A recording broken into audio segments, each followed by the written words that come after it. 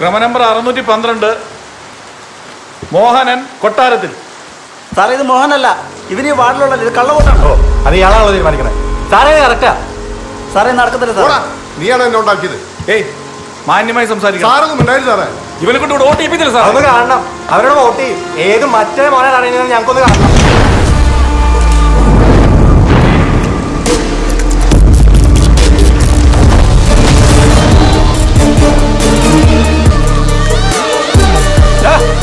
വണ്ടി എടുത്ത് വേണ്ട ഓടാ.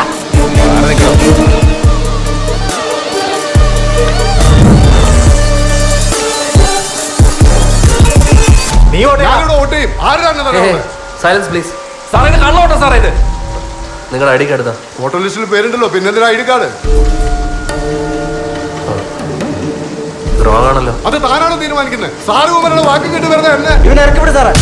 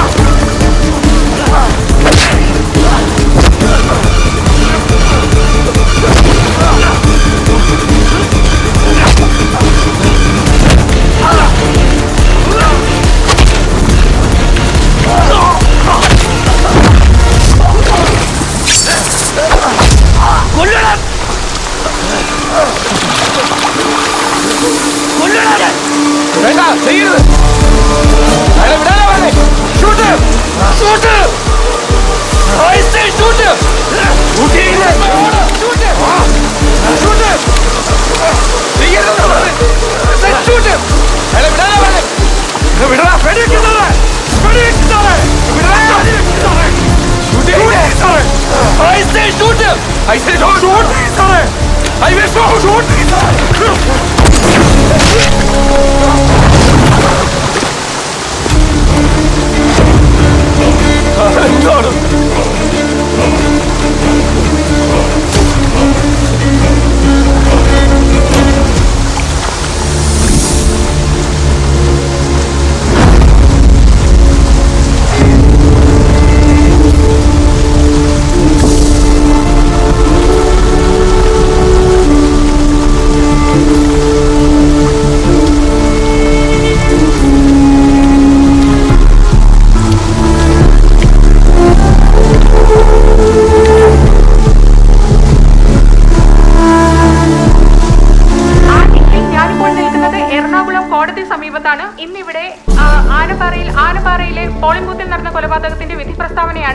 നിമിഷങ്ങൾക്കകം നടക്കാൻ പോകുന്നത് ശിക്ഷ ഉറപ്പാ.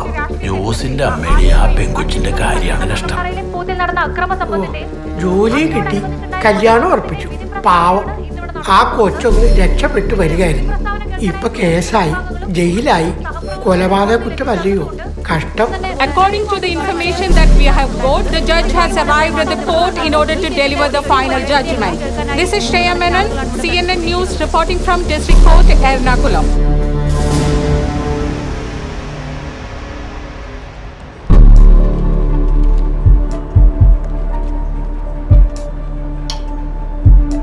ഈ കേസിന്റെ വാദങ്ങളും തെളിവുകളും സാക്ഷിമൊഴികളും മറ്റും പരിശോധിക്കുമ്പോൾ പ്രഥമ ദൃഷ്ടിയാൽ പ്രതികളായ mister Jose, CI Praveen, civil police officer George Kurian എന്നിവർ കൃത്യം നടത്തിയതായി സംശയലേശമന്യേ കോടതിക്ക് ബോധ്യപ്പെട്ടിരിക്കുന്നു.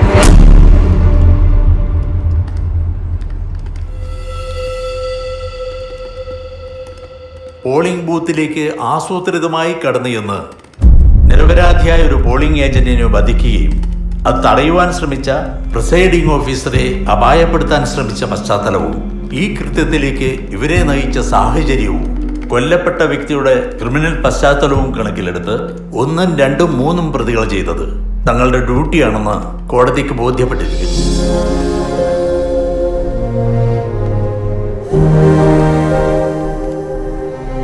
കുറ്റാരോപിതരായ ജോസിനെയും CI പ്രവീണിനെയും CPO ജോർജ് കുര്യനെയും ഈ കോടതി നിരുപാധികം വിട്ടയക്കുന്നു.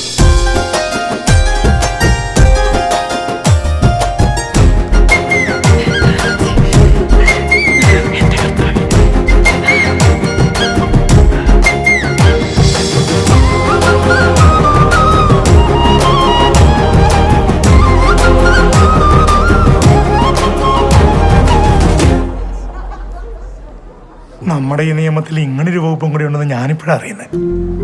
നിങ്ങൾക്ക് നേരത്തെ അറിയായിരുന്നല്ലേ? അവൻ ചാവണ്ടവനാ, അല്ലെങ്കിലും രക്ഷിക്കാനും ശിക്ഷിക്കാനൊക്കെ അല്ലേ നിയമം. എല്ലാരും അവിടെ നിൽപ്പുണ്ട്, ഇപ്പൊ അങ്ങോട്ട് പോകണ്ടോ? സാറേ ഞാൻ പോയിക്കോട്ടെ. കേട്ടോ, നിങ്ങളുടെ സ്വർഗത്തിൽ ഇനിയും കട്ടുറുമ്പുകൾ വരാതിരിക്കട്ടെ. ശരി സാർ.